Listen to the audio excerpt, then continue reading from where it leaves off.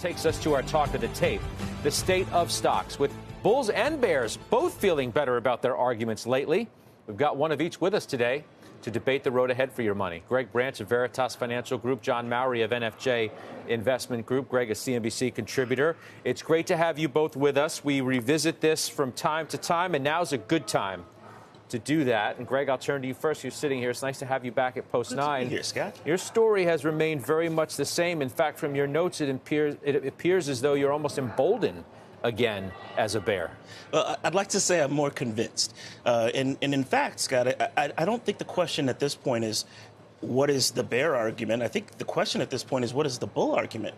At this point, everything that fueled the rally has reversed decidedly, whether it's a jobs number of 180,000, now we're at 300,000, whether it was core CPI only growing at 20 bips, which put us in line for a 2% sustainable inflation. Well, we saw that 20 bips grow to 30 bips, and now we saw that 30 bips grow to 40 bips.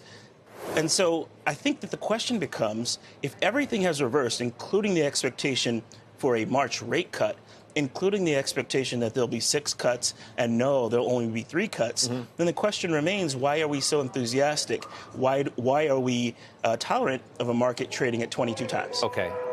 Everything having reversed sounds a little bit over the top to me. January is an anomaly in a lot of ways for not only the jobs number, but inflation numbers. So what if March is apparently off the table? We know that cuts are coming at some point this year, and that trend is going to be your friend. The Fed has said it itself that it really doesn't see any more hikes coming.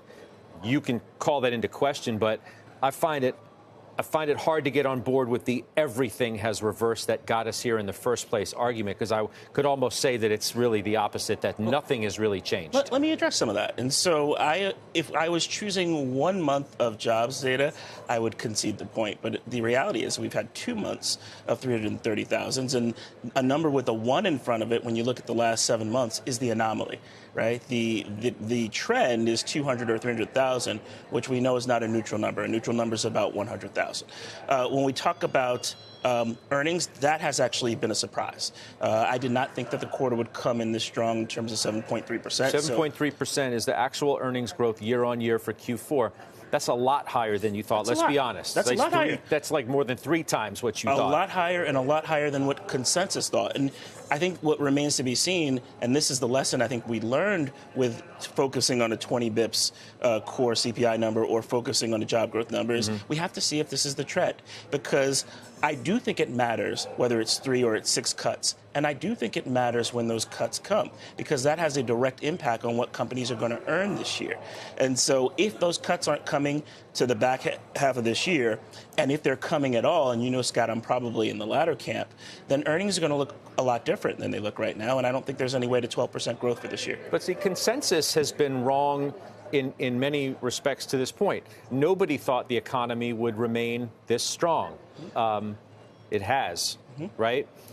I don't know if people necessarily thought inflation was going to come down as fast as it has. It has. And the data supports that. I don't know of many people who thought earnings growth was going to be this robust for the fourth quarter, as we just said. It has. I mean, I went back and looked at some of the things we talked about over the last year or so on this program when you've been on, and you've remained pretty bearish for the entire time. Bearish, cautious. I think that's fair to say. You'd agree, right? Almost exactly a year ago, February of 2023, quote, "We'll get everything cheaper in a few months."